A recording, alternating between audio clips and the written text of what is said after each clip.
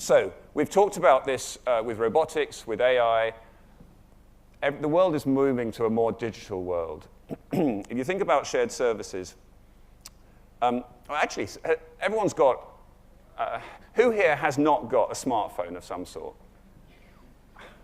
Okay, there are a few people thinking, oh, I haven't, but I'm not going to put my hand up. I mean, pretty much everyone's got a smartphone, and if you haven't, you're probably almost too embarrassed to say you haven't got a smartphone.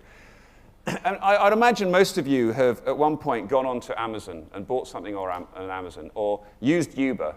Maybe you came in from the airport yesterday, and rather than wait for 40 minutes in the queue for a taxi, you waited 2 minutes and clicked 3 buttons and had a cab and were sitting there in a nice Uber limo within a few minutes. Or you've gone onto Netflix and watched exactly what you want to watch when you want to watch it. And if you've used this technology, you'll know how amazingly good it is. With a few clicks, anywhere, any place, whether you've got Wi-Fi or 3G or 4G, you can pretty much use this stuff. And it's unbelievable. And who went on a training course to learn Amazon, or learn on Netflix, or learn Uber? You didn't. You worked it out. It took you 2 minutes to work out. I get really frustrated if I have to use software that isn't as good as Amazon or Uber or Netflix. And if you go into the corporate world, nothing's as good as Amazon or Netflix or Uber. And you go into shared services, and you think, we're so far behind. Why? Why should anything not be as good as this? Because this is the new gold standard, and everything should be as good as this. So here's a challenge for your shared service organizations. Why don't you have a challenge of becoming a digital business service?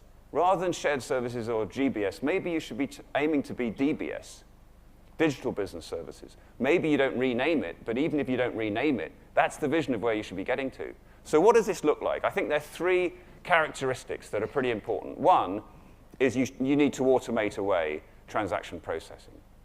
You shouldn't have humans doing transaction processing. It's degrading.